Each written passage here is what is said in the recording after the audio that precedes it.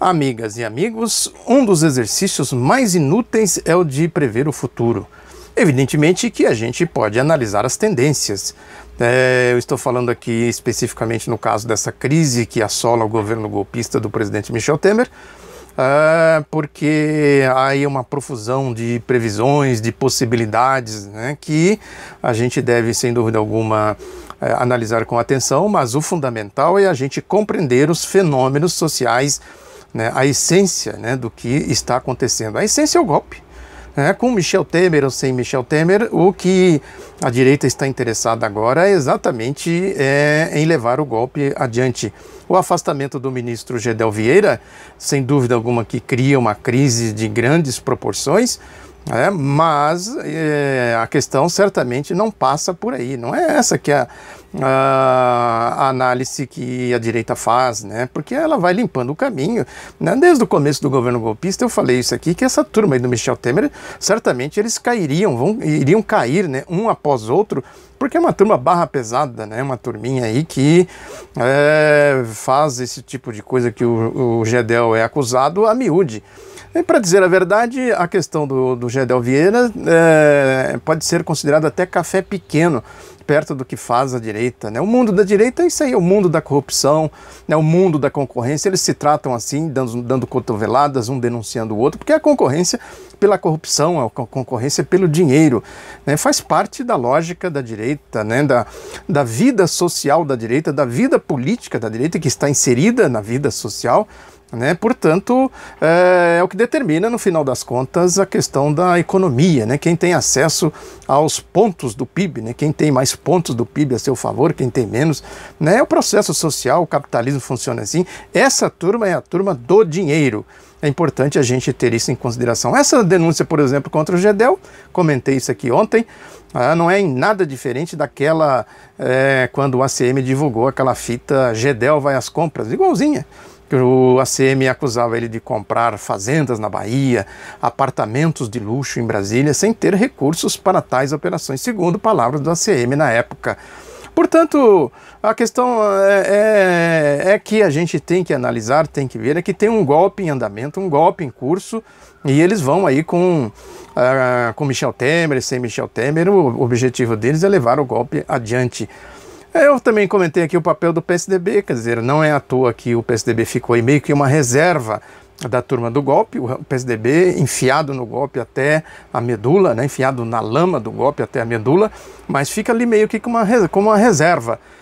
Não é à toa que ele não passa nem perto da Operação Lava Jato, né, não entrou de maneira ostensiva no governo golpista, entrou aí o Serra, um ou outro, mas entraram aí pelas portas laterais, pelas portas do fundo, né, e trataram de blindar, no caso do Serra, nessa denúncia que tem contra ele já duas delações que mencionam a conta dele no exterior, 23 milhões de reais de propina, que é propina na linguagem deles, né? Porque isso é outra artimanha aí da direita, do golpismo, né?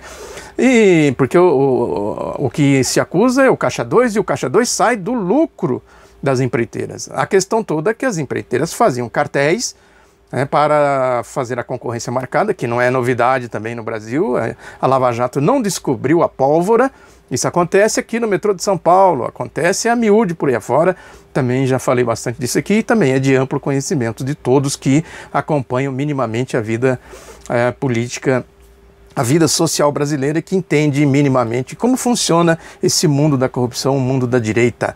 Portanto, o que acontece na Petrobras não é diferente do que acontece no metrô de São Paulo, o que acontece em outras obras públicas aí, e que aconteceu ao longo da história. É importante que se diga isso, porque é um modus operandi que o capitalismo brasileiro encontrou para funcionar, que é um capitalismo completamente frágil, né? Sem iniciativa, sem um projeto próprio, né? A burguesia brasileira nunca teve, né, entre as suas preocupações, os seus objetivos, ter um projeto de país. Então ela transita aí nesse submundo, né? E esse mundo político aí, todo esse mundo político da direita, essa estrutura que a direita montou, serve exatamente a esse mundo aí, desse capitalismo a brasileira, podemos dizer assim.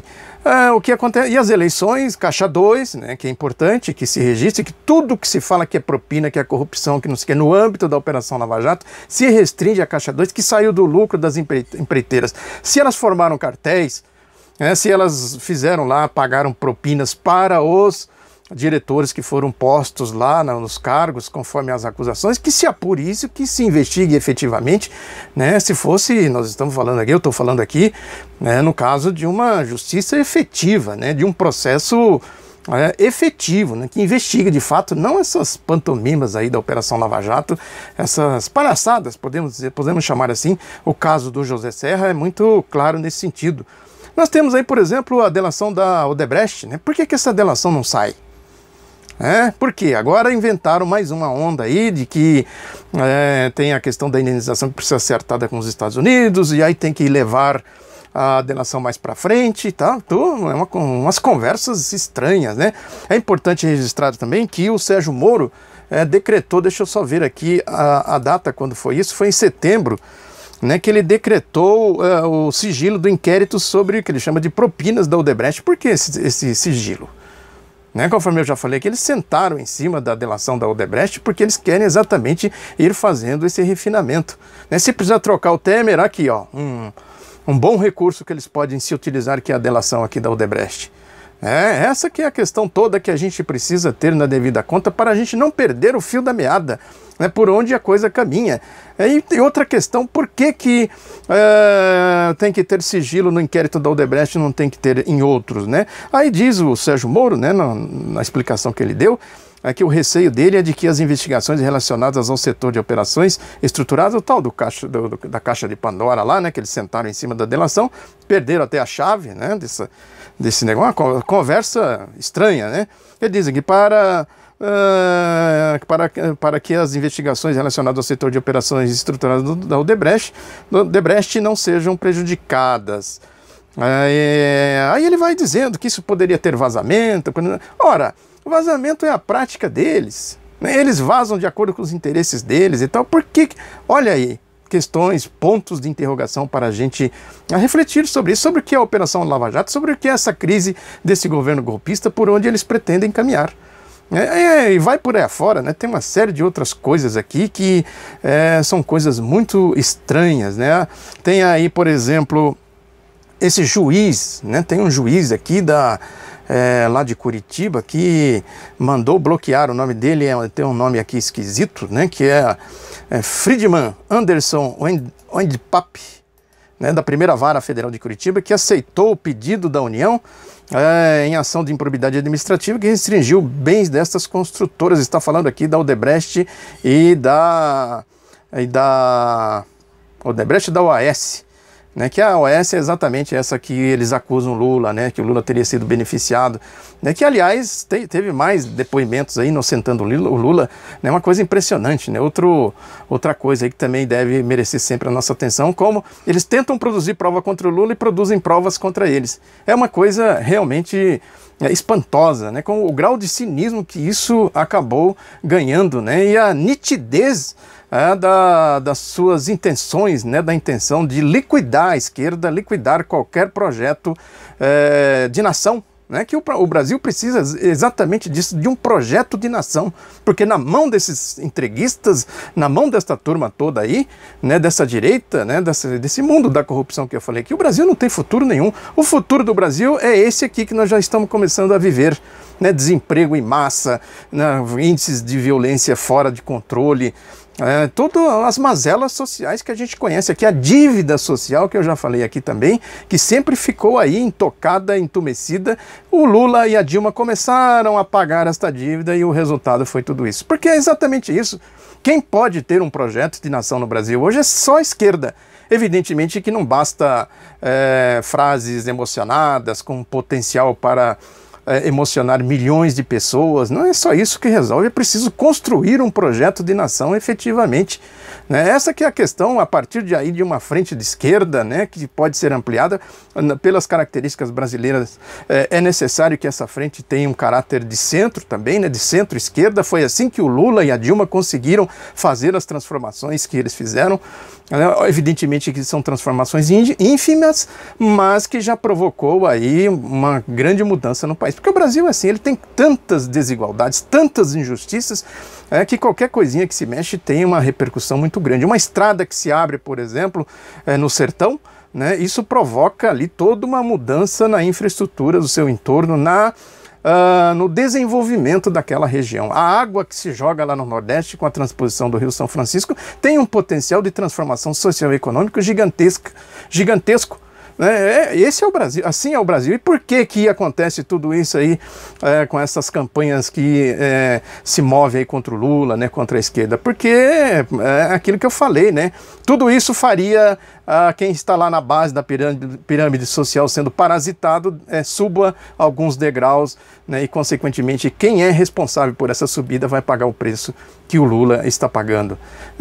Essa que é a questão toda, é por aí que a gente tem que analisar esses abalos, né? Porque tem muita mídia, muito jogo de cena, né? Muito bastidor correndo por trás disso, grupos se pegando entre eles, grupo do Rodrigo Maia, né? Grupo do Michel Temer, grupo não sei de quem, grupo do PSDB, grupo da Globo, né? Essa gente aí que no final das contas acaba dando as cartas, né? E a Operação Lava Jato é da Globo. A Globo acaba sendo uma espécie de chefe desse cartel mafioso que é a mídia brasileira, né? Esses grupos mafiosos que formam um cartel mesmo, né?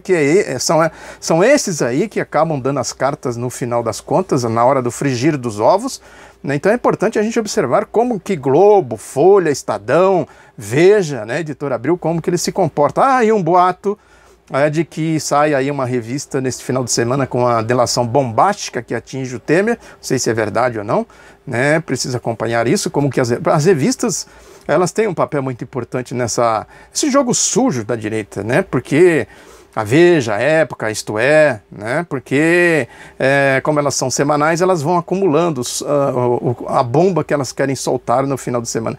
É um jogo combinado, como eu falei, um cartel, né? A Globo solta, né, em marcha batida, né, as suas politicagens, e conta muito com isso, com a Operação Lava Jato para fazer isso, né? Os jornalões vão dando manchetes que ficam estampadas aí nas bancas de jornais, as agências de notícias desses grupos distribuem as notícias para as mídias locais, emissoras de rádios, jornais menores, né, revistas menores aí pelo país afora, mas é um monopólio, né? Tudo isso sai desses grupos, né? Abril, Folha, Estadão, Globo, né? A matriz de toda a sujeira política da direita são esses grupos. Então a gente tem que observar a coisa por aí para ver como que ela caminha e não tenhamos ilusão. Lógico que é necessário a gente explorar as contradições aí entre eles, as brigas entre eles, né? Porque, como eu disse, essa briga de foice no escuro, né? Precisa explorar, precisa acompanhar com atenção, né, para que a gente possa saber exatamente qual é o jogo que está sendo jogado, né, como que a roda roda, para usar a expressão do Delcídio aí, que ele usou muito na delação, para dizer que todo mundo sabe como que a roda roda, todo mundo, literalmente todo mundo, ele disse, está aqui, inclusive no vídeo que eu postei aqui da delação dele, todo mundo sabe, né? O João Santana também falou que todo mundo sabe como que a roda roda, ele estava falando especificamente do Caixa 2 e outros tantos falaram por aí.